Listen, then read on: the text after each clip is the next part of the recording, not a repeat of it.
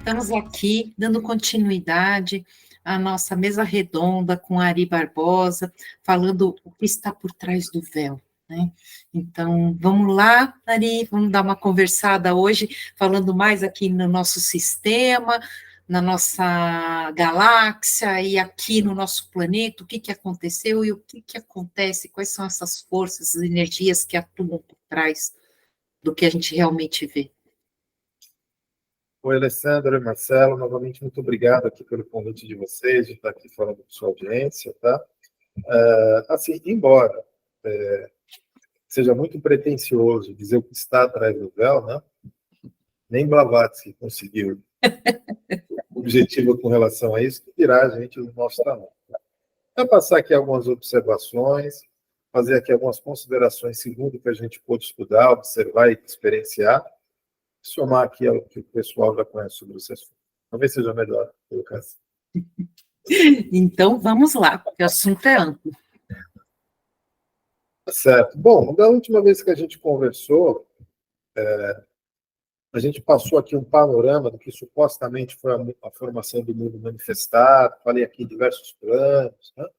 E que a partir de um determinado momento havia sido criado um determinado projeto que indevidamente não foi concluído, e o resultado disso é a realidade que nós vivemos aqui com as adversidades do nosso cotidiano, seja positivas, seja negativas, e nós navegamos no meio desse desconforto existencial e pontualmente alguns brilhos de tal felicidade ou algo que o vale. Hoje a gente vai procurar traçar um panorama, ainda que profundamente reduzido, do que nós pensamos saber ser o conjunto dessas duas realidades, mas hoje particularmente do que a gente chama de matéria, o universo material, a contraparte material desta realidade, formada aqui por nebulosas, sistemas, galáxias, planetas, sistemas solares e por aí vai. Já é um ponto imenso, avaliando somente isso, mas, de novo, a nossa intenção aqui é só dar panorama sobre isso. Muito bem. Com os desdobramentos que supostamente aconteceram dos problemas da gestão da coisa cósmica, dessa realidade criada, as consciências que estavam aportadas na realidade imaterial da vida, pelos problemas da entropia que estava e está colapsando aquela realidade, tiveram a necessidade de enxergar alternativas, vamos colocar dessa maneira. E a partir desse momento, aquilo que estava ainda inexplorado, vamos chamar assim, que é o que hoje a gente entende como universo material, para cá, através de um projeto específico, complexo, danoso, não importa o que seja, resolveu se popular para levar a expectativa de esperança para uma outra situação. Vocês vão ver coisas no nível muito, muito, muito menor que acontecem aqui no nosso plano, como, por exemplo, com a exploração do Novo Mundo, quando os europeus enviaram para cá determinadas pessoas para popular isso daqui, para tentar ampliar o seu domínio e tudo mais, embora tivesse muito desbravado. Metáfora horrível, porque eu estou querendo comparar aqui a América com o universo, né? Mas é o que eu tinha aqui no momento. Aparentemente, sim, foram jogadas aqui algumas consciências para tentar dar um destino dignificante a tudo isso. Das primeiras, se não a primeira, que foi aqui externada, é o que é chamado aqui por Cristo Cósmico, Sofia, Cá, dão grandes nomes para isso, e algumas hostes celestiais para lhe dar suporte na gestão da coisa universal. A partir disso, essa consciência primeira começou a viabilizar o aglutinamento de determinadas forças que já estavam aqui dentro, e hoje, inclusive, deixa eu abrir um parênteses que eu acho interessante com isso. Da mesma maneira que nós temos mônadas, centelhas divinas dentro de nós, absolutamente todos os seres viventes, cada vez mais se aceita ou se comenta a teoria de que também os sistemas, as galáxias e os planetas também acomodam algo monádico. Ou seja, a partir do momento que qualquer consciência daquele dentro resolveu dizer aqui haverá um planeta e começa a criar as condições para tanto, aqui se cola também uma consciência que vai dar suporte a todo esse conjunto de corpos, que nós vemos basicamente corpo material, mas existem outros níveis de cebola parecidos com o que acontece com nós. Corpo natural, espiritual, essencial, e assim sucessivamente. No nosso caso específico, não estão erradas aquelas pessoas que associam a Mãe Terra, Gaia, uma consciência que está aqui dentro, dando sustentação a esse projeto, sem maiores perspectivas similares às nossas. Simplesmente existe para dar sustentação ao que está acontecendo aqui. Nesse momento que começaram a ser criados esses projetos, que até hoje estão sendo feitos, galáxias, sistemas e tudo mais, quando estão prontos esses processos, exatamente como eu comentei na outra conversa que a gente teve, quando estão prontos os palcos da vida, ali mergulham consciências para dar sustentação. Então, todos esses corpos biológicos que foram criados aqui no universo material passaram a ser concebidos, novas mônadas foram mergulhadas aqui dentro. De novo, simples ignorantes, ou da realidade material, ou de fora dessa realidade, um pouco mais jordanianas, né? Foram dando sustentações a isso. O que chama muito a atenção, o critério que foram criadas essas civilizações, famílias, e boa parte delas, talvez todas elas, vinculadas aqui ao projeto micaélico, como gostam de chamar alguns, de Sofia, outros, Cristo Cósmico, outros, pouco importa, era uma coisa muito interessante. Da mesma maneira como estava acontecendo no universo imaterial, o critério para ser criadas consciências aqui era para resolver problemas específicos. Todas as civilizações, sem raças e tudo mais, elas sempre são criadas para resolver um problema pontual que existe. Então, quando nós olhamos lá na frente, algo que nós podemos chamar de danoso, equivocado, tirânico, como a manipulação que os Anunnakis, em Enlil especificamente, com relação à raça dos Lulus que eles criaram, o ser humano, como eles perceberam ali, nós achamos que é algo perverso. Mas parece que se isso for perverso, então isso impregna toda a realidade. Todas as raças e todos os sistemas. E outra, quando eu falo raça, é raça mesmo, incluindo os animais que nós temos aqui, todos eles foram criados com uma finalidade específica, dentro do ecossistema, fazer determinadas coisas. E tem um problema isso daqui. Na medida em que alguma dessas finalidades deixa de existir, fica esse legado. As raças estão aqui. Hoje, por exemplo, nós temos muitas e muitas raças animais que estão aqui que já não fazem mais sentido na sua finalidade. Eu não estou fazendo juízo de nada, não. Mas aquilo já não faz mais sentido. E tem que coabitar com tudo isso. Em algumas situações, inclusive, nós temos notícias que algumas dessas civilizações e famílias foram exterminadas mesmo. Então, é mais ou menos como se a gente tivesse ali uma fazenda e falasse assim, olha, a finalidade que nós criamos aqui, sei lá, ovelhas, elas tinham uma finalidade econômica. Agora, essa finalidade foi passada, que não tem mais necessidade de dinheiro, seja lá o que for, ou outras fontes, pouco importa. É feito duas coisas, ou se larga ao léu essas ovelhas para continuarem as suas jornadas, ou as aniquila. Houve situações que houve esse aniquilamento. Então, assim, e agora multiplique-se isso por milhares e milhões de consciências que vão criando muito afora, universo afora.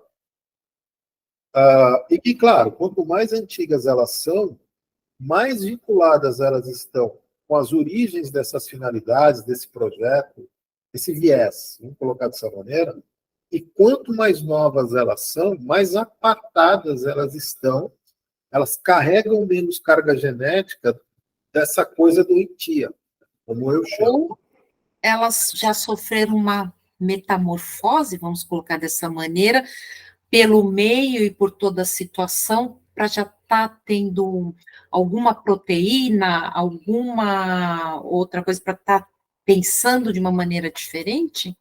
Do ponto de vista genético, aparentemente, esses desdobramentos, quando eles vão sendo feitos, a depender de determinadas circunstâncias e misturas, vai fazendo com que fique adormecido esse DNA básico, ao ponto que, quando ele quebra um determinado caminho, é a partir dali que as consciências começam a ter algo de discernimento próprio, construído, elaborado. Porque até então, todo o seu exercício cognitivo era apenas fruto direto dessa robotização desse DNA. A partir de um determinado ponto, se consegue ter algum discernimento. O que aconteceu aqui no nosso caso, do Homo sapiens sapiens aqui na Terra, é que ficou muito adormecido esse DNA original, que fez com que as consciências que estivessem aqui mergulhadas conseguissem aproveitar essa equação melhor e gerar sinapses, senso crítico, novos pensamentos, a gente pode colocar dessa maneira, que até então não estavam. E isso corrobora quando nós olhamos a perspectiva de consciências mais antigas, vamos colocar assim. Elas sempre, o próximo passo, a gente percebe uma certa melhora nesse sentido, e vai indo, vai indo, vai indo. É por isso que aqui no nosso planeta, nós, enquanto seres humanos, temos muita dificuldade de entender o que determinadas coisas, questionamentos simples que o ser humano faz, outras consciências não conseguem fazer, embora com todo esse poder que tem. Mas é meio que robotizado. Isso houve um determinado momento, um divisor de águas nessa história aqui. Olha, essas coisas, é muito difícil para mim não aceitar uma certa aleatoriedade. Não parece que foi assim. Alguém falou assim, lá na frente alguém vai acontecer isso e vai acontecer isso nesse determinado tempo. Não. Em um determinado momento, acontece o tal do cisne negro, que eu tinha comentado, né? E dá um ponto de inflexão na curva. Né?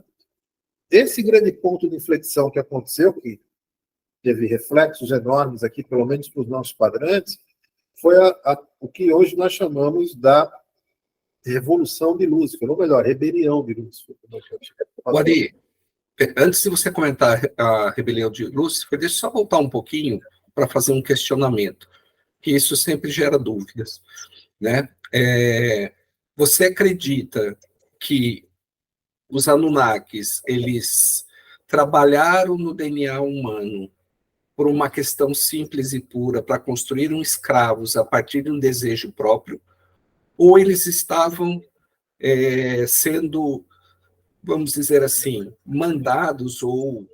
Sugestionados. Oi? Sugestionados por ordens superiores para que fossem criadas as raças, ou esta raça, o Homo sapiens sapiens, para popular esse planeta, esse projeto. No nosso caso específico, e pela ótica do NAC, o que estava acontecendo aqui, pela ótica de Iruan, o que estava acontecendo aqui era uma revolta dos Anunnakis originais, que para cá vieram popular e estavam na atividade da mineração, diretamente para extrair ouro. Eles se rebelaram contra suas outras castas mais superiores. Entenda, Nibiru é pior que a Índia em casta. É uma coisa... Né? E uma determinada casta, que aqui havia sido expatriada, estava envolvida nesse processo de mineração e teve uma hora que se rebelou com relação a isso. O problema de Nibiru continuava, precisa de ouro. Senão a atmosfera vai entrar em colapso. Então, o processo que foi colocado aqui, ele foi muito pragmático, porque se precisava desenvolver uma determinada raça para uma atividade, como outra qualquer. Hoje, nós podemos até dizer que isso foi uma coisa escrava, mas é uma leitura, um recorte que a gente está fazendo na sociedade de hoje. Como, em tempo futuro, provavelmente nós vamos olhar a nossa atitude de ficar criando vaca para comer como uma coisa objeto. Mas nós temos que olhar pelo recorte da época. Então, na época, era uma coisa prática. Rebelou aqui, vamos criar a partir desse desse primata, determinados processos. Os primeiros não deram muito certo não, foram criadas aberrações até se estabilizar isso. Depois de estabilizado, se percebeu que quando cruzava com outras castas de Nibiru, aí sim surgia isso. E eu estou olhando aqui manipulação só no NAC. Não estou nem olhando outras que aconteceram.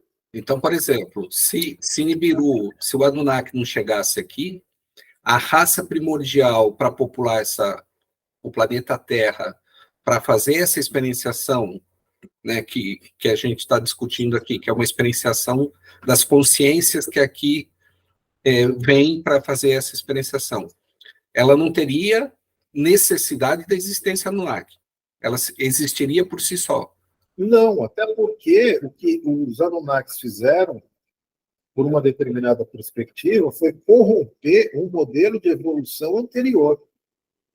Então, anteriormente, os semeadores de vida teriam colocado essas consciências aqui, estavam no estágio primata, vamos chamar assim, seguindo a evolução segundo os planos deles, demorada, longa, podemos dizer o que é. O que especificamente os Anunnakis fizeram foi interferir nesse processo. Algumas linhas acham que eles sabiam dessa intromissão, mas mesmo assim vamos fazer porque nós somos os bons, nós podemos. Outras linhas acham, por essa teoria que você comentou, que eles foram sugestionados por outras linhas maiores, mas o fato é que se as coisas aqui são como são e nós somos como somos, é em função disso. Talvez estivéssemos aqui ainda tendo que conviver, nós não, né? Porque a maioria das pessoas que aqui estão hoje são expatriados. As mônadas que estavam naquele momento ainda são muito pequenas com relação a isso. Olha que passou mais de 50 mil anos. Demora muito esse processo. Então, as mônadas simples e originais ignorantes que foram jogadas aqui dentro e que já estavam naqueles corpos primatas tiveram pouca evolução nesse sentido, que é um processo normal. Quem teve mais evolução foram consciências que foram mergulhadas, fruto de expatriamento, e que com seu desencarne e pela força telúrica do planeta, houve a recorporificação, o que alguns chamam de reencarnação, nos novos corpos que tinham. Quais eram esses novos corpos? Essas estirpes, classes de Homo sapiens, e depois virou Homo sapiens sapiens, que houve mais uma mexida genética, e que agora a consciência se expressa um pouco melhor. Ainda assim, foi um choque muito grande, de uma involução, se a gente pode chamar desse jeito, da jornada dessas consciências que estavam em outros corpos, particularmente Anunnaki, que ainda tem muito Anunnaki. A gente pode afirmar que os Anunnaki são criadores desse corpo físico, bariônico, mas não são os deuses criadores das consciências que o habitam. Mas seguramente que não. Né? Seguramente que não. Inclusive, não apenas eles, porque as civilizações, as famílias cósmicas, que conseguem avaliar esse DNA que está aqui dentro, elas identificam que tem DNA delas. Se tem DNA delas, é parte delas. Alguns acham que delas. Então, por exemplo, os nibiruanos, pleiadianos nibiruanos, identificam literalmente um ser humano como sua obra direta. Não é uma boa avaliação, no meu critério. Se tem outro componente de DNA, mesmo que eu questione essa discutível querer de patrimônio aqui, porque só isso já é muito discutível, né? Mas mesmo assim não é. Então, ainda assim, o próprio corpo nosso material tem donos nessa história. E se eu olhar da forma mais alta possível, o maior dono é o Criador. aquele que criou aqui esse universo, que é o DNA dele que foi desdobrando em tudo isso, que por acaso era o ser humano. Então, não apenas dono de nós, mas dono de tudo. Então, quando essa consciência diz que eu sou Deus, eu sou Pai, eu sou absoluto, eu criei tudo isso daqui, ele não está necessariamente errado. Com exceção do que você comentou, que é a consciência monádica que está dentro de nós. Essa sim veio de fora, de outra situação. Esses termos sempre são olhados por essas consciências de fora de uma forma muito mais blasé do que nós enxergamos. Então, como nós olhamos assim, peraí, eu sou uma consciência, eu sou uma mônada, então eu estou em evolução, por acaso eu estou no corpo, tal. Nós damos esse nível de importância. Bom, aqueles que dão, né? A gente quer isso daí. De fora, como é que eles olham isso? Eles falam, tá, tem uma mônada aqui, mas isso demora tanto para evoluir, que é mais importante o pragmatismo do momento. E o pragmatismo do momento é esse. Existem esses corpos, isso tudo mais, tá? Se por acaso tem mônada aqui dentro, isso vai demorar demais. Nós passamos a achar que essa coisa é rápida, mas não é. Então, o que eles olham? Eles falam isso. Falam assim, olha, você pode até ter uma mônada aqui dentro, mas agora, pontualmente, não tem carta de alforria, você é escravo. Entendeu? Ainda porque muitos... Né? As horas positivas têm outro viés. Ainda porque tem muitos que estão aqui que, na realidade, são remanescentes da Guerra de Órion, ou outros seres que tinham que ser, outras almas que tinham que ser relocadas para ter algum corpo, né, que precisavam encarnar, e acabou sendo dirigido porque dos planetas, depois de muita destruição, era o que tinha no momento, né? Isso daqui é um grande Brasil. Da mesma maneira que não deveria ter um único brasileiro que se ache puro de origem, muito raro a gente ver isso, né? Todos nós somos altamente miscigenados, todo brasileiro pode ser mais branco, mais negro, mas todos nós carregamos uma carga genética muito miscigenada, da mesma maneira todo o planeta é. E as fontes originais que vieram para cá, via de regra, a grande maioria de expatriados, seja por questões de ordem moral e ética cósmica, seja por questões missionárias. Mas foram expatriados e por aqui estão. Então, assim, a origem disso daqui é de todo lugar do cosmos. Ficou muito famoso esses expatriamentos de Altair, de Órion, como você comentou. Os de Capela são os mais famosos, né?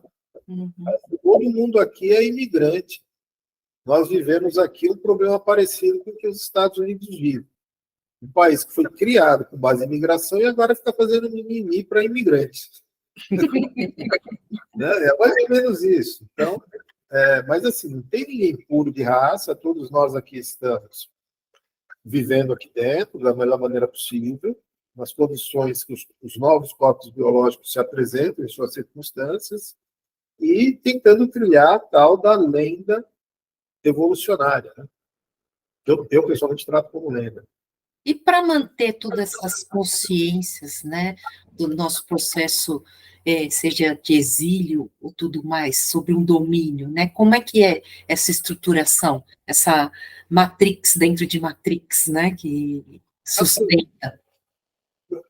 A matrix da matrix da matrix que nós vivemos, que é a casca de cebola mais fechada, planeta Terra, barreira de frequência, tem outros, né? Mesmo da perspectiva das consciências positivas que fazem a gestão cósmica, que eu acho discutível, elas entendem que jogam que esses expatriados estão aqui e na linha do tempo deverá acontecer outro corte, o que algumas religiões gostam de chamar de separação do joio e do trigo. Ora, dessa semeadura, o que melhorou? Né? A que ponto chegou? Porque o planeta também tem seus fluxos, pois a fila vai andar. Então, nesse momento, nós vamos expatriar novamente os renitentes, que é o que, aliás, está acontecendo, a roda, e o que ficar aqui vai continuar, vai manter aqui dentro, e uma pequeníssima parte do que está aqui, eventualmente, poderá sair jornalear os sistemas e tudo mais.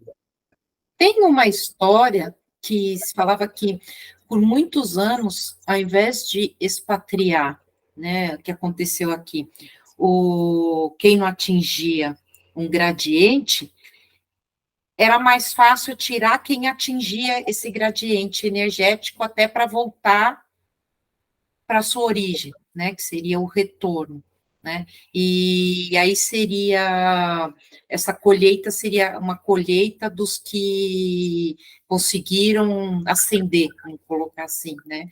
Sim, essa é a parte dos pequenos que eu comentei. Então, a colheita, que já é uma palavra pesada, né? Peraí, eu não sou grão, né? Mas é a que usa. Então, assim, esses que realmente conseguiram um nível de ascensão, que poderão estar em outros naipes cósmicos, também vai haver essa colheita. Também vão para lá, mas não na grandeza que as pessoas acham. É a mesma lógica de você minerar ouro.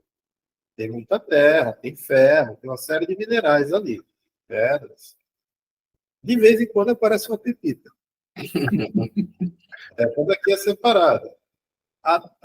O ferro é fundido para fazer ligas. As pedras são feitas alvenaria ou qualquer outra coisa.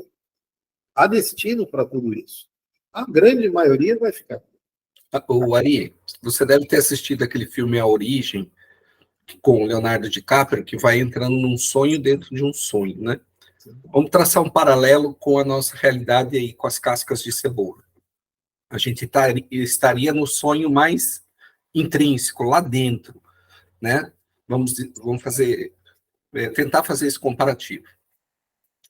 A hora que eu vencer esse primeiro sonho, né, sair desse sonho e voltar para o sonho anterior, né, fazendo alusão ao filme, essa saída, ela acaba sendo individualizada?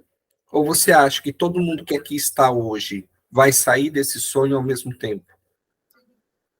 Eu acho que um pouco de cada coisa. O processo sempre é individual, porque essa suposta evolução, ela depende individualmente do esforço individual para isso. Mas eu vou te dar um exemplo do que acontece, por exemplo, nas mais altas esferas da erraticidade espiritual humana. Que o que está acomodado ali são consciências, que nós gostamos de chamar de mestres, mentores, gente de muita luz. Se você olhar, você confunde aquilo lá com o próprio Deus. Não é ignorância nossa, né? São apenas espíritos na erraticidade espiritual humana muito evoluídos. Aí, o que acontece com esses aqui quando eles vão alcançando níveis mais 5, mais 6? Nós dividimos aqui classicamente 7 planos da erraticidade, tá? Quem atravessa o 7º nível realmente transcende. Então, é por isso que a tudo que eu vi, Ari, não vi, não soube, não consegui identificar nenhuma consciência que transcendeu na matéria. Pelo menos nesses termos que nós estamos falando. O que geralmente acontece? As decisões muito positivas, esse esforço que essa consciência faz na carne, que vários já fizeram, entendimento maior, separação, desapego, todas as coisas que são necessárias para isso, no seu desencarne, por ainda não ter a capacidade de sair, ele é acomodado na erraticidade espiritual como qualquer outro. Apenas numa faixa mais 5, estou colocando aqui mais 5 só para simplificar o raciocínio e dar um exemplo. O que acontece quando essas consciências adquirem esse discernimento positivo? Junto com isso, vem todo um sentimento de compaixão pelos outros. O que acontece? Essas consciências não evoluem mais. Por quê? Porque elas estão tão presas e apegadas ao sentimento coletivo que elas tomam a decisão de vamos sim, mas vamos todos juntos. Então elas não seguem as suas jornadas. Esse sentimento altruísta profundo, que é o que move essas consciências benevolentes, as tornam mestres, mentores, entendeu? E tudo isso até esperar determinados fluxos fortes que, quando acontecerem, e se acontecerem, agora vamos enquanto família. Mas aí é uma decisão individual, né? Nessa separação do joio e do trigo, ela não acontece de forma coletiva. Não, o processo acontece coletivamente. Então, É uma junção das duas coisas, então. o processo acontece coletivamente. Quando chegam esses pontos de corte, como estamos em um aqui agora, vai haver uma série de eventos que vai chacoalhar essa peneira para pepita, para pedrinha, para ferro, vai todo mundo ser chacoalhado lá. O que passar, evidentemente, pela sua leveza, né, vai passar pelos grãos dessa peneira, esse joio do trigo, como é usado essa metáfora, e vai ter um certo destino para isso daí. O que nós estamos falando aqui agora são pedras, pepitas que passaram lá atrás, quando essa trama ainda não estava balançando, que em vez dela se acomodar e entrar no rio novamente e ir embora, ela conseguiu estacionar e falou assim, enquanto não vierem as outras pedrinhas, nós não vamos. O problema é que, quando chegam esses momentos de corte, mesmo essas tendências profundamente altruístas dessas consciências, as move.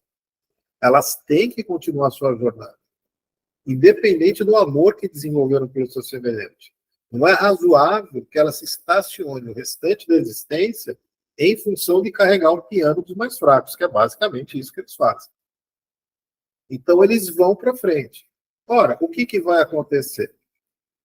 Provavelmente, essas pepitas que passaram nesse momento de chacoalhar são as fortíssimas candidatas a estacionarem e também não irem embora.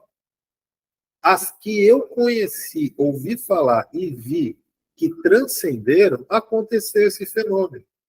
Ele não consegue continuar sua jornada olhando para trás dos seus. Então, eu pessoalmente acho bastante infantil e pueril aquelas pessoas que desenvolvem um sentimento de ascensão individual. Assim, eu vou conseguir porque eu vou sair da Matrix, que eu tenho que fugir daqui. Eu falo, entenda, o que você está querendo é contraproducente ao que você está pedindo. Você não conseguirá daqui sair simplesmente porque o que lhe motiva é egóico. É só você que quer, né? Não, mas a gente tem que sair, a gente tem que fugir, aí fica nesse 8, entendeu? Então, aqueles que conseguem genuinamente fazer isso, não de forma egóica, desenvolvem dentro de si uma positividade tal que, mesmo após seu desencargo, ficam alocados em planos e faixas absolutamente altos, pela nossa perspectiva, ainda dentro desse orbe, desenvolvem um sentimento altruísta profundo com o coletivo, particularmente com suas famílias, que estão envolvidos ali, família no contexto mais amplo, tá? Não necessariamente pai e mãe, e se propõem a tutelar na linha do tempo até acontecer isso. E quando isso acontece, eu sempre falo aqui para alguns alunos meus, né? A gente sempre, e vários deles são mestres de magia, né? Gente muito graúda, não estão só no positivo, não, alguns estão no negativo, tá?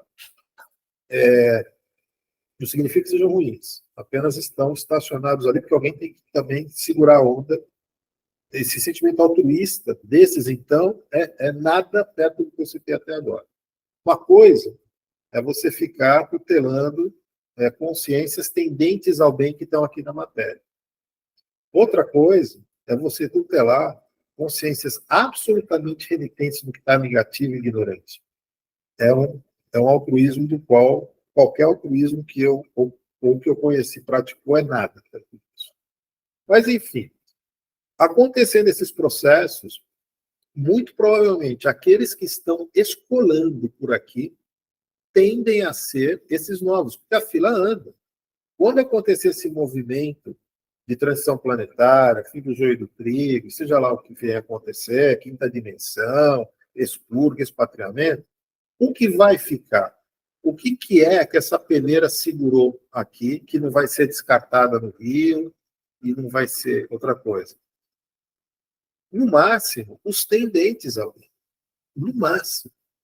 Essas pessoas não são positivas. Nós não somos positivos. Eu não me vejo dessa maneira. É um excesso se eu colocar isso. Algumas pessoas olham o meu comportamento e vão dizer assim, não, o Ari é uma pessoa do bem. Eu vou dizer para elas, por favor, nunca mais me ofenda com isso. Por quê? Porque o que eu sou é uma pessoa que tem características de tendência ao bem. Evidentemente, quando comparadas aos párias da sociedade, vão dizer que o meu comportamento é mais, né? Mas não é isso. Então, nós vamos ter que conviver nesse estado aqui dentro.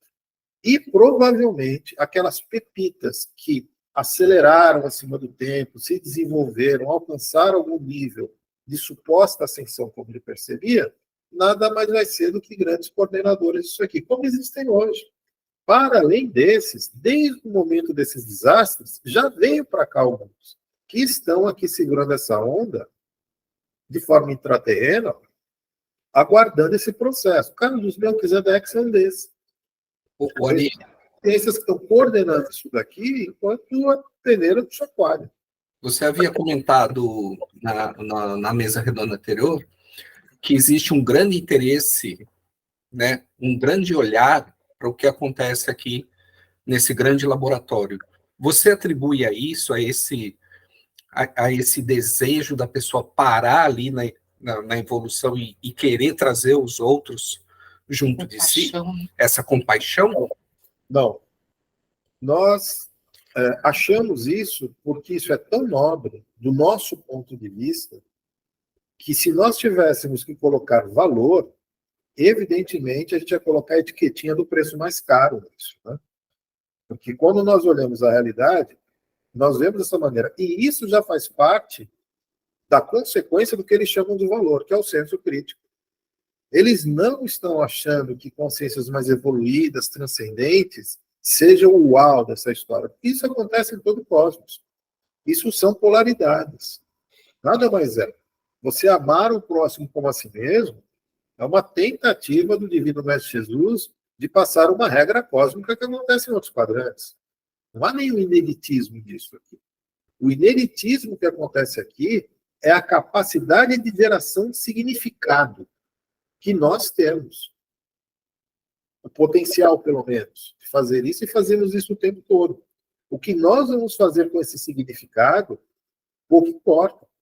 Tanto que essa capacidade de significado, questionamento, senso crítico, e todos os sensos que o ser humano tem, ele acontece tanto para negativos quanto para positivos.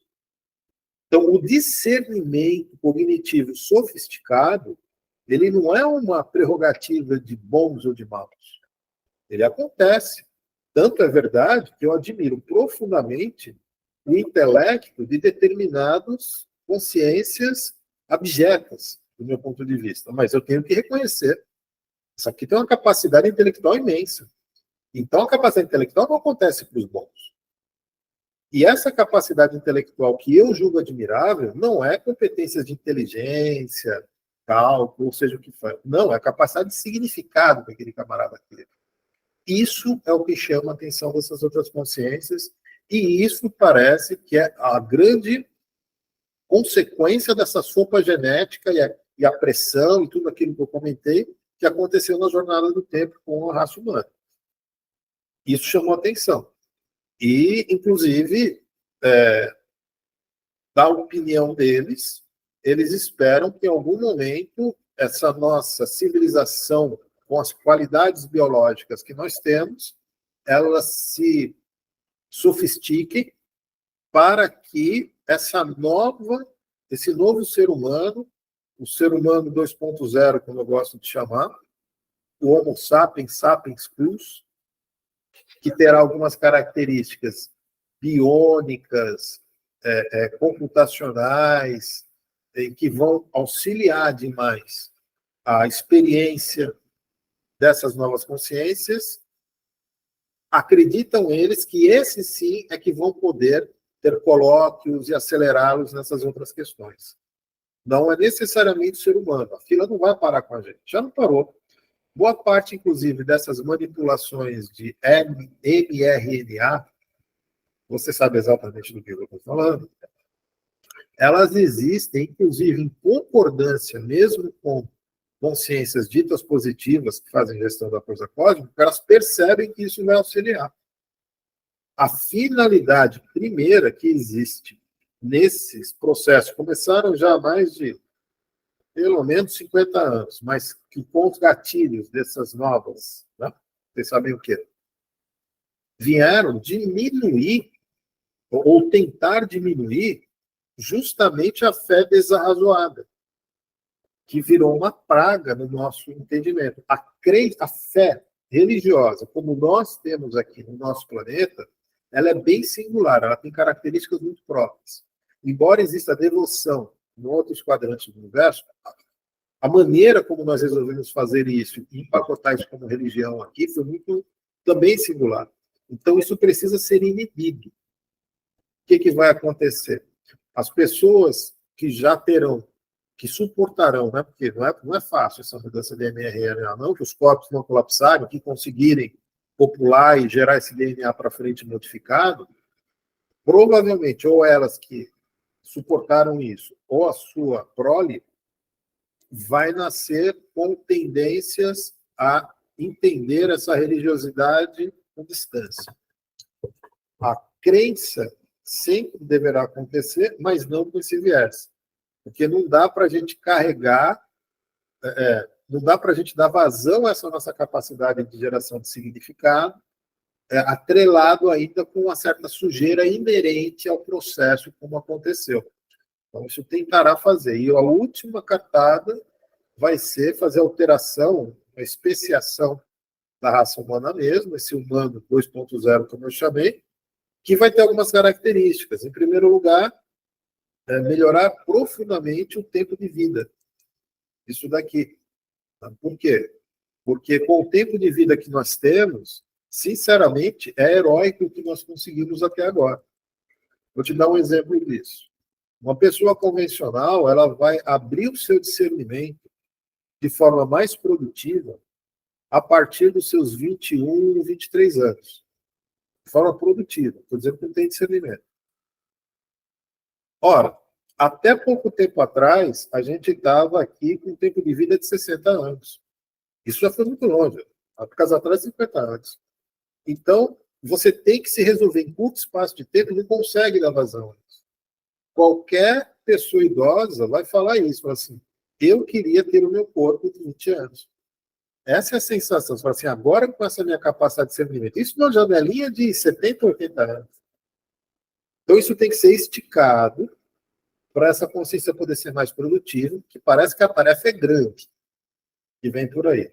Então, do meu ponto de vista, transhumanismo, como muitas pessoas no nosso meio mesmo, né, condenam, dizem que são agenda negativa, e oh meu Deus, vocês estão certos, é uma agenda negativa mesmo, não estou defendendo não.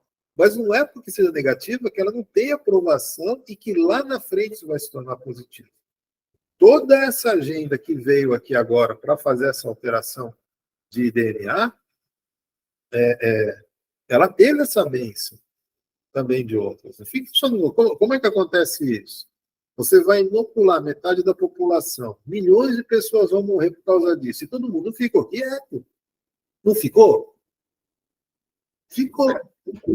Então, estão sendo solidários com esse tipo de colocação. Estou falando solidário, porque eu não estou nem fazendo juízo nisso. Agora, na hora que você olha isso, aí você fala assim, sim, olhando para essa ótica distorcida, olhando pelo conjunto de jogo de dados que isso aqui tem, é natural isso acontecer. Não, é natural, de outra maneira, vai ter que ser assim, também tem outra coisa pior. Mas, assim, a especiação da humanidade é inequívoca. Nós conseguimos, sim, ter um potencial imenso, surpreendeu várias e várias civilizações e consciências superlativas olham o ser humano como um diamante, mas você sabe quando você encontra um mendigo na rua com potencial? Já deve ter visto isso nos filmes, né? Alguém vai lá, pega ele, dá banho, bota um terno, deixa ele tão bonitão, agora você consegue, né? É algo parecido com isso que parece que é a tendência. Né? Isso tudo estimularia a ativação das alças de DNA dormentes, né, ditas como lixo? Não. As ditas como lixo, esperamos, inclusive, que jamais se ativem. Porque são justamente essas, quando a ciência olha as cadeias de DNA, que elas estão adormecidas, e de fato foram adormecidas, em que ele tem muito a ver com isso. Ele adormeceu isso aqui para que fosse mais maleável a personalidade do que ficaria. Só que essa coisa de atirar no que vê, acertar no que não vê, é a praga dessa realidade. Foi justamente esse algo tirânico, a gente pode colocar dessa maneira, né? Escravagista, que fez com que ficasse apenas 3% do DNA original do criador. E aí, em função disso, por não ter essa lixaiada que estragou todas as consciências, esse ser humano a consciência conseguiu trabalhar de forma mais razoável, embora sem uma série de competências que os outros que estavam lá traziam. Por exemplo, níveis sofisticados de excepcionalidade mediúnica, entendeu? Várias coisas que a gente perdeu nessa história. Mas foi perder isso que gerou um ambiente para que a gente conseguisse fazer isso. As novas cadeias de DNA que vão ser ativadas, espera-se que não seja mais das 12, é coisa nova que vem acontecer, para que nós não tenhamos que ter que utilizar uma água da bacia suja do neném para beber. Serviu o seu propósito, dar banho no neném. A gente joga a água fora, preferencialmente sem o bebê junto. Essas 12 hélices. Que é para beber. Essas 12 hélices do DNA lixo é referente ao DNA físico e não cósmico? Isso é muito complicado, porque quando a gente chega em nível de DNA, essas moléculas, elas estão vibrando em oitavas que extrapolam a matéria. Elas já estão tendo influência e influenciando outras oitavas das realidades, espiritual, essencial e tudo mais. Então, especificamente o DNA tem essa capacidade. Assim como, vou falar uma coisa mais graúda, a pineal. É uma glândula, né? Que é distinta de outros órgãos. Ela vibra junto com outras faixas. O DNA tem essa característica. Algumas partículas subatômicas também. Então, quando ele evolui ou deixa de evoluir, ele está não apenas influenciando o aspecto material, como outros aspectos. No nosso caso, muito o aspecto espiritual. E um impacta no outro. Então, nós temos uma carga genética espiritual também, que se acopla com essa carga genética natural e faz novos formas. Como isso vai processar, nós não sabemos exatamente, mas se é que sabemos disso, estou aqui assumindo que estou falando seja alguma sapiência, né, algum saber, eu tenho dúvida disso. Mas, quando a gente olha o comportamento de outras situações de alteração de DNA que já aconteceram com o ser humano, foi coisa nova. Por exemplo, nem todos nós temos a mesma estrutura de DNA. Nem todos nós temos esses 3% lixinho, bonitinho, e todos os outros têm. Há uma certa diferença. E essa pequena diferença dá toda uma característica distinta para grupos de pessoas. Um exemplo aqui, o Rogério gosta muito de falar do caso da generosidade, da gentileza. E ele defende a tese de que a gentileza, ela nem todos carregam. E, de fato, eu fiz uma live esses dias atrás. A gente sempre assumiu essa coisa que o Rogério falava como uma teoria, mas aí eu fui atrás de ciência mesmo, e realmente existem estudos que apontam isso daí. Há um gene GG, que algumas pessoas têm, e quem carrega esse gene tem características de ser gentil. Ele tem a gentileza no seu dia a dia. Para bem da verdade, ele nem consegue fazer diferente. As circunstâncias não alteram a sua gentileza. Mesmo na adversidade, ele pode se reprimir, mas ele continua dando nuances de gentileza. Gentileza no sentido mais amplo, tá? Desde abrir uma porta, coisas do nosso dia a dia. As pessoas gentis, vocês sabem o que eu estou falando. Há 1/3 da população que não tem esse gene. Ele tem uma variável, AG ou GA. Tenho certeza. Quem tem essa variável, às vezes é gentil e às vezes não é gentil. Okay? E tem uma parcela da população que tem o AA, que não consegue ser gentil de maneira alguma. Não apenas não consegue ser gentil, como ele acha que é uma fraqueza ser gentil. Então ele ainda vai combater quando ele vê gentileza. Ele vai dizer, isso aqui você é fraco, rapaz. Você está vendo que isso aqui não funciona? Isso aqui não é assim. Ele não consegue literalmente enxergar isso. Evidentemente, as coisas não são tão maniqueístas. 33%, 33%, 35%. As consciências vão trabalhando nesse corpo biológico que tem. Então, evidentemente, uma consciência rodada, jordaneada e polarizada do que é positivo, quando ela se acopla a esse bioma que tem essa característica desse DNA com esse gene GG, evidentemente, isso daqui vai ser um poço de gentileza.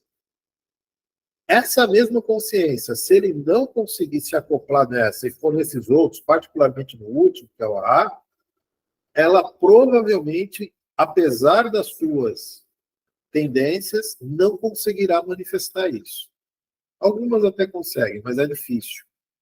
Então, a gente chega aqui a algumas conclusões chocantes. De que, por exemplo, o nosso berço, a nossa educação, a formação moral do indivíduo, ela tem, no mínimo, um peso menor do que o que a gente acha que é. E parece que sim, é dessa maneira. Falei aqui esse preâmbulo sobre apenas a teoria do gênero da gentileza, que não é mais teoria, isso é científico, tá? Para apontar quem fez essa alteração, e isso é mais legal, essa história, foi o ser humano. Em algum momento, essa consciência mais potencializada, que estava dentro de um corpo biológico, ainda com restrições, conseguiu impregnar nisso um comportamento novo. Esse comportamento novo, neste segundo, conseguiu criar uma nova cadeia de DNA distinta de toda a sua prole anterior. Literalmente se manifestou isso, uma nova hélice, deu o nome que a gente queira, não é exatamente essa. Uma outra variável ali nesse nível molecular que a gente está falando, e a sua prole daqui para frente carregou esse gene. Todos os seus novos têm essa característica. Todos é um excesso. Pode ser que aconteça uma anomalia aqui e ali, que isso fique adormecido. Então, quando a gente olha apenas essa capacidade humana, e foram os seres humanos que fizeram isso, não estou falando das interferências genéticas, não estou falando das interferências que aconteceram na realidade material, de seres imateriais que também fizeram. É importante a gente sempre declarar isso, né? O principal fator que fez com que nós tivéssemos o senso crítico apurado não foi essa manipulação genética no NAC. Foram algumas interferências de seres dessa realidade material que alguns de forma laboratorial, outros de forma intencional, conseguiram gerar essa variável genética, procurando algo parecido com o que hoje nós temos de significado. Queriam realmente aprimorar a forma de enxergar a vida. Conseguiram. Então, isso aconteceu para e passo. Um pouco por conta de alteração genética, absolutamente negativa, ou pelo menos com tendências negativas, outra parte com alguma coisa um pouco mais nova. E com base nisso, este ser humano passou do Homo sapiens para o Homo sapiens sapiens, que é quando a ciência aponta, inclusive, um ponto, né, de curva ali. Para a própria ciência, isso é um grande questionamento, porque são saltos. O que foi que deu esse salto? Né? Foram justamente esses pontos aí. Então, a nossa genética ela pode ser alterada tecnologicamente e consciencialmente. Ari, quando eu interrompi lá atrás, você ia começar a falar de Lúcifer, né? Voltar aqui a cabeça. Dá para a gente puxar um pouco aí, para a gente não deixar assim no ar o que você ia falar? Dá. A gente não vai conseguir falar em profundidade sobre isso. No meu canal já tem uns vídeos lá que eu falo sobre isso, mas é vídeo também de 30 minutos. Tem alguns longos. Mas qualquer dia eu vou fazer uma coisa longa sobre isso. Bom, basicamente, esse processo que aconteceu, esse cisne negro que aconteceu aqui com o ser humano, foi esse ponto de inflexão que da noite podia aparecer um significado, em certa medida acontece também, ou aconteceu em vários momentos da jornada desse universo material. Algumas consciências, em algum momento, deram um salto distinto do padrão de entendimento que tinha lá.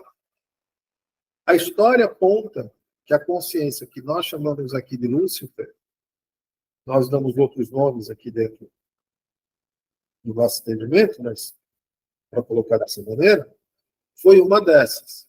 E a perspectiva dele, que foi, inclusive, ele fazia parte de um grupo de famílias que foi criado também para uma finalidade específica, coisa e tal, muito orientado, inclusive, ao que nós poderíamos chamar hoje de geneticista, esses aspectos, né?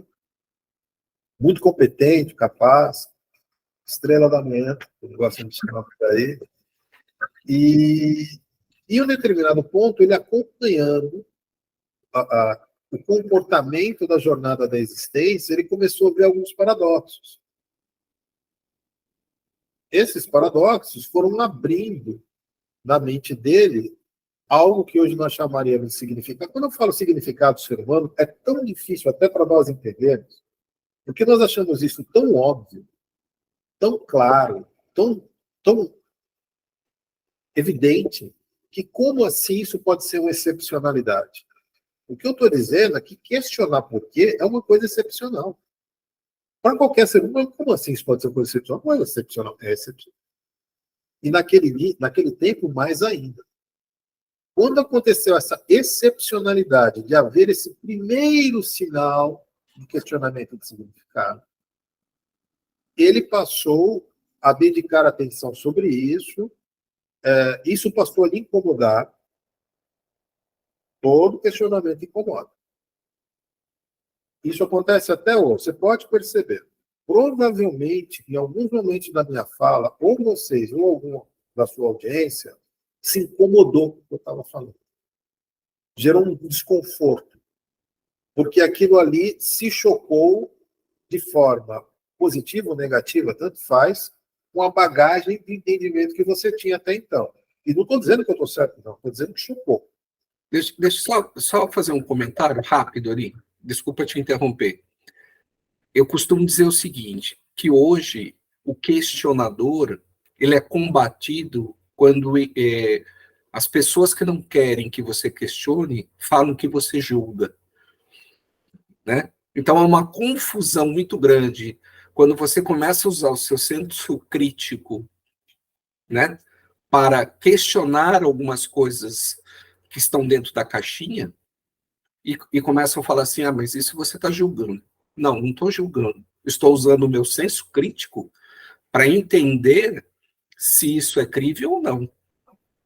Exatamente. E esse problema que nós temos aqui no nosso cotidiano com relação a isso foi exatamente o problema que ele teve lá atrás.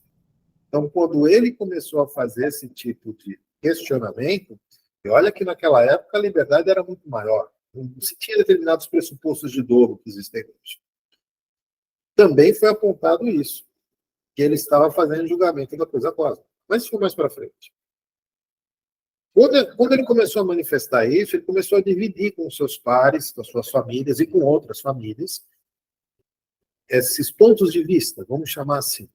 Isso envolveu várias e várias consciências, bilhões de consciências, isso se transformou em congressos, uma coisa muito bem estruturada. Isso foi sofisticando e foi ficando cada vez mais claro, principalmente para a consciência dele, de que estávamos vivendo em algo tirânico. Vamos chamar assim. Esse raciocínio por falta de respostas, inclusive porque não vinha respostas do Cristo cósmico, de Sofia, o tal de Sucerano, que todos sabiam que por ele foram criados, como via um silêncio, ou porque não tinha resposta, ou porque ficou inconveniente a pergunta, foram criando uma animosidade consciencial.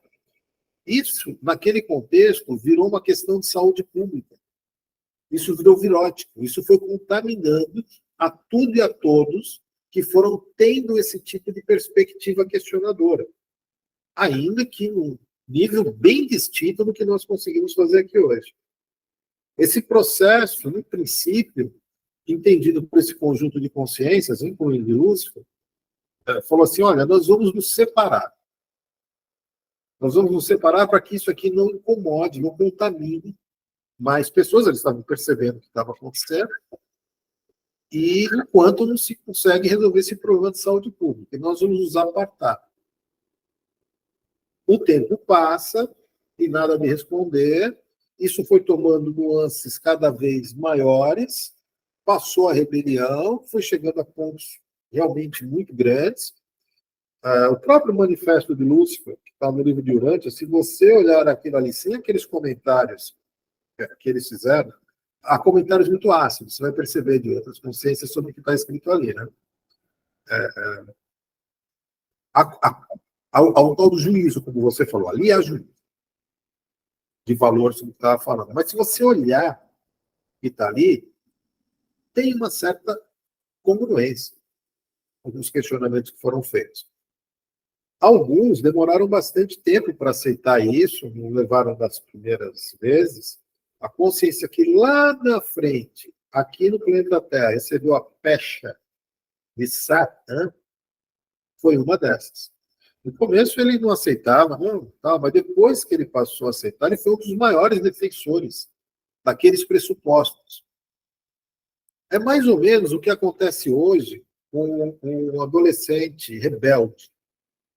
Ele está correto nos fundamentos dele, o que ele enxergou de incômodo da realidade, ele não vê as respostas e ele se rebela contra isso.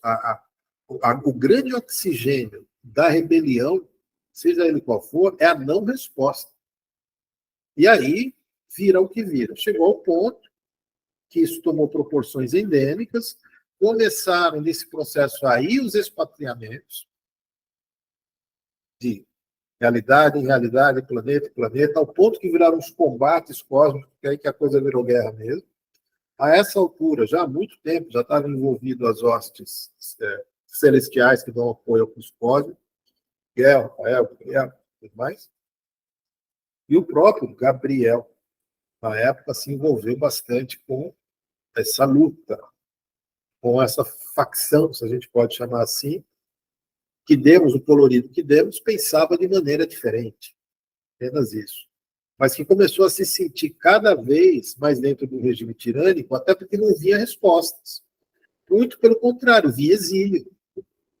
Então, essa resposta, o que é? Vai cada vez mais segregando? Então, alguns começaram a concatenar a seguinte hipótese. De fato, isso era tirânico mesmo. Olha aí. Então, nós temos que combater isso. Tanto que os mais renitentes que ficaram aqui combatiam, alguns até hoje, Sofia, o Cristo cósmico e o Criador desse universo, como suas primeiras prioridades. É alguma coisa que vem deles? Combate. Não, é coisa lá do Jesus, mas é combate. É um excesso meu, porque eles vieram descobrir aqui essa figura do Jesus Nazareno em contexto. Exílios, exílios, exílios, alguns fugindo. A própria frota de Lúcifer veio meio que fugida desses combates. Parece que sim, havia uma consciência que estava jogando os dados e apontando aqui para o nosso planeta.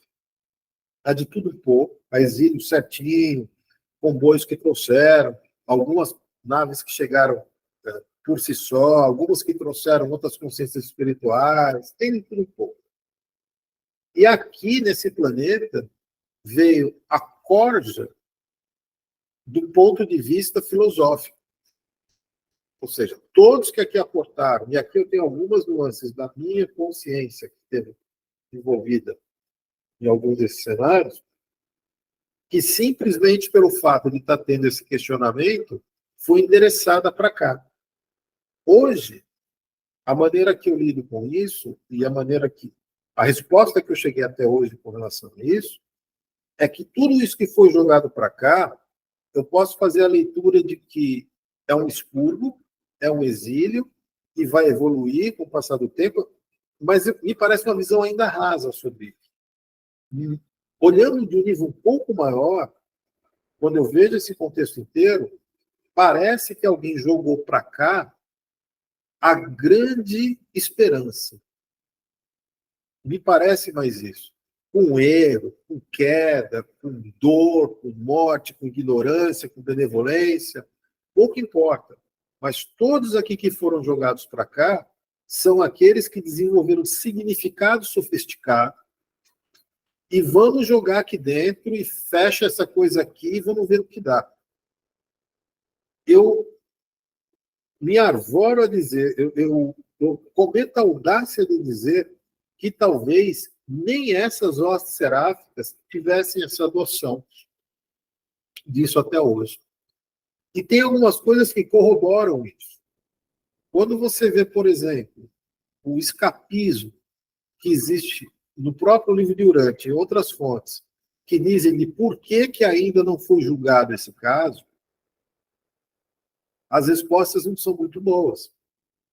Por que é que todo o processo que foi criado ali por Gabriel, né, que afrontou diretamente aquilo ali, não foi julgado? Por que essa coisa está parada? Porque não se tem uma noção clara se isso é um outro. O exemplo mais recente do qual a gente tem acesso é da própria figura de Satã, que também foi recolhido nesse processo recentemente, e que as apostas todas é que o destino seria, assim, quando as consciências são irremediavelmente lixo, a gente pode chamar assim, não somaram absolutamente nada. Eu acho que eu falei isso na última live. Um destino que acontece é você ir para o centro da galáxia, onde você vai ser descontinuado, é como se você nunca tivesse existido. E apostava-se algum destino desse nível, tamanha a quantidade de aberrações sem tamanho a qual essa consciência esteve envolvida aqui no nosso planeta. Absolutamente tudo, de negativo, de doloroso que o ser humano viveu, pelo menos depois do Calvário até tempos recentes, a figura dele também envolvida, de uma maneira ou de outra. Então ele carrega um ônus imenso. Por que não? E aí, o que aconteceu quando ele foi recolhido? Ele advogou. Tá, mas vocês vão me levar para lá, mas que culpa tenho eu se eu sou o extrato direto dessa realidade? Eu sou o que eu sou porque eu quero ser, ou eu sou o que eu sou como um desdobramento lógico da maluquice que existe aqui? Em termos resumidos, só para entender. E até hoje, não se tem notícia do que vai fazer, não. Não é porque chegou aí numa transição planetária que vai julgar e tudo mais, não. Pode até ser que essas consciências sejam direcionadas novamente para um outro exílio, expatriamento e por aí vai, né? Mas isso acontecer não dá resposta. É mais ou menos como se a gente questionasse a sociedade que está fazendo presídios, né? E aumentasse um tom da pergunta. E falasse assim, por que é que a sociedade gera isso? Por que é que nós temos que lidar com isso? Por que é que uma consciência tem que ser aviltada da sua liberdade em função de erro? Onde que está a origem desse dolo? E quem somos nós para dizer que essa perspectiva é correta? Principalmente quando a gente olha, por exemplo, muitas das sociedades de olho. Ele é absolutamente negativo. Sociedades draconianas, você vai dizer que aquilo ali é um inferno. O julgo social, essa coisa toda, mas estão lá. E tem sustentação. Então, se vocês suportam essas realidades, se vocês suportam essas civilizações, aliás, essas civilizações, em vários momentos, têm criado batalhas aqui. Será que não há um problema conceitual na origem? E as consciências mais poderosas que nós temos aqui, ao que eu pude avaliar, não tem discernimento de quebrar a lógica dessa pergunta. O grande problema que Gabriel tinha com Lúcifer era justamente esse. Ele não aceitava a presunção de verdade que estava inserida no contexto que Lúcifer estava colocando, de que, eventualmente, o Cristo cósmico não fosse a melhor resposta da sucerania desse universo. É lógico que isso depois tomou outros matizes. Né? Inclusive, essa consciência específica que eu estou citando enquanto Lúcifer, existem outros avatares aí, ele não tem o dolo que a ele dão. O dolo maior talvez seja, se a gente olhar por uma perspectiva moral e ética humana, talvez seja de Satã, o seu tenente em chefe lá, né? Ele tomou ali as dores e tal, mas ele mesmo, em muitos momentos, não se envolveu, e até um certo momento começou a sentir até um certo asco, disso ele se afastou. O problema dessa consciência a qual eu estou me referindo é um grande problema de consciência pesada sem tamanho, que ele não consegue conviver, ele entende que tudo que aconteceu, os desdobramentos, foi em função dessa coisa primeira que aconteceu com ele, ele carrega o ônus da responsabilidade de olhar todo esse cenário de desgraça que aconteceu, que foi a própria rebelião, e que de uma maneira ou de outra ele está envolvido com isso, claro. Ari, a gente indo aqui já para a conclusão, dos finalmente, a gente pode dizer assim, que aqui virou uma vitrine, porque a princípio eles tinham a ideia de vamos ir lá, essas consciências questionadoras nesse projeto, vamos jogando lá, vamos jogando. Aí eles chegaram a um certo momento que eles falaram, nossa, essas consciências, elas são capazes de colocar tanto valor, né, tanto significado para determinadas coisas que nós nem conhecemos, nem temos ideia, e que disso, né, virou vitrine. Podemos dizer que daí, muitas dessas consciências que hoje estão aqui, em função de tudo isso que está sendo vivido aqui como experiência, nós seremos futuramente, isso há tempos ainda longínquos, novos criadores de universos? Essa é uma das minhas teorias. Uma das minhas teorias é que essa singularidade que nós vivemos, desenvolvemos, ou seja lá o que for, nos qualifica a dar voos mais altos enquanto co-criadores do que historicamente se teve. Então, aparentemente, pelo menos existem um cenário, um panorama favorável para que essas consciências sejam, de fato, vamos lá, todo mundo aceita 7 planos da criação, ou pelo menos os mais herméticos aceitam 7 planos da criação. Por que não 8? Ou melhor, dá para aceitar que antes de 7 tinha 6. Então, algo singular aconteceu do 2 para o 3, do 3 para o 4, e assim sucessivamente. Quando eu digo criar coisas, é coisa desse naipe. Então, aparentemente, para acomodar esse novo nível de discernimento, precisará de um novo plano existencial. Se esse plano existencial vai ser um planeta, um universo, uma paralela, toda uma faixa, não tenho certeza. Mas me parece que o potencial que nós desenvolvemos, e digo mais, que a nova especiação alterar, eles vão estar muito mais poderosos do que nós, o que sobra é coisa dessa envergadura. Vai fazer o quê? Comer, viver, beber, popular, filosofar.